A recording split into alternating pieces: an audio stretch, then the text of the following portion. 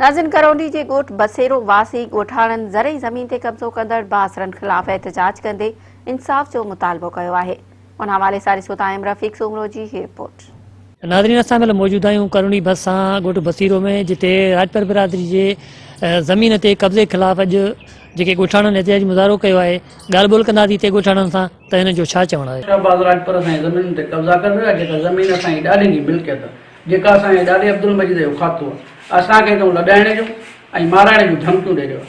फेसगंज police उन्हनि सां ॿिट बणियल आहे ऐं फेसगंज पुलिस असां ते ॾींहं राति रेट कंदी रहे, जंहिंजे वजह सां असांजा नंढड़ा ऐं लेडीज़ ख़ूब ज़्यादा आहिनि। असांखे शहबाज़ राजपुर मुस्माट ईद खे इस्तेमालु करे उन जे हवाले सां केस करे रहियो आहे। गमठार शेख, सोहेल शेख, हकनवाज़ शेख असां ते कूड़ा केस करे रहिया आहिनि ऐं असांखे मोतमार धमकियूं ॾेई रहिया आहिनि। असां बस वारनि खे अपील था कयूं, IG Sindh, DIG Sukkur, SSP Khairpur, असां उन्हनि खे अपील था कयूं त असांजी मदद कई वञे, असांजी ज़मीन उन्हनि जे कब्ज़े मां आज़ादु कई वञे। जीअं त शहबाज़ खान राजपुर असांजे ज़मीनुनि ते कब्ज़ा करे रहियो आहे। उहा ज़मीन अब्दुल मजीद जो खातो आहे, जेका असांजी ॾाॾी जी मिल्कियत आहे।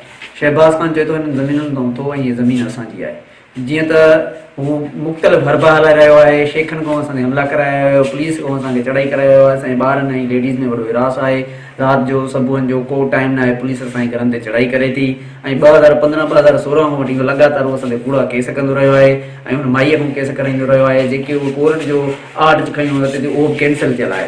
कोर्ट जूं पिटीशन हुनजी सभु कैंसिल थियल आहिनि। पोइ बि फ़िल वक़्तु असां ते ठीकु ठाक प्रेशराइज़ ऐं असांखे धमकायो वञे थो त हितां लॾे वञो ऐं ज़मीनुनि खे असांजा देरा रुकिया पिया आहिनि। असांखे रेज करणु नथा ॾियनि, असांजी ज़मीन आबाद करणु नथा ॾियनि, असांजे मौत मार धमकी। जीअं त असां वसारनि खे अपील था कयूं त असांजी ज़मीनुनि तां कब्ज़ा छॾाइजनि ऐं असांजे ॿारनि खां हिरास ख़तमु करायो वञे। नोटिस वठी असां इंसाफ़। हितां ॻोठाणनि जूं ॻाल्हियूं ॿुधियूं। ॻोठाणनि जो चवणो त बासर असांजी ज़मीन ते कब्ज़ो करे मुख़्तलिफ़ असांजे हुरबला हलाए असांखे परेशान पिया कनि ऐं जॾहिं त असां वटि जी ज़मीनी काग़ज़ात जा जेके दस्तावेज़ात उहे पिणु मौजूदु आहिनि। हिननि SSP खैरपुर ऐं DSP ठहरमीरा खां मुतालबो कयो आहे त जेके ज़मीन ते कब्ज़े करण ख़िलाफ़ कार्रवाई करे असां सां इंसाफ़ कयो वञे। कैमरामैन फारूक भट्टी सां गॾु रफ़ीक सूमरो, मेरठ TV, करौंडी।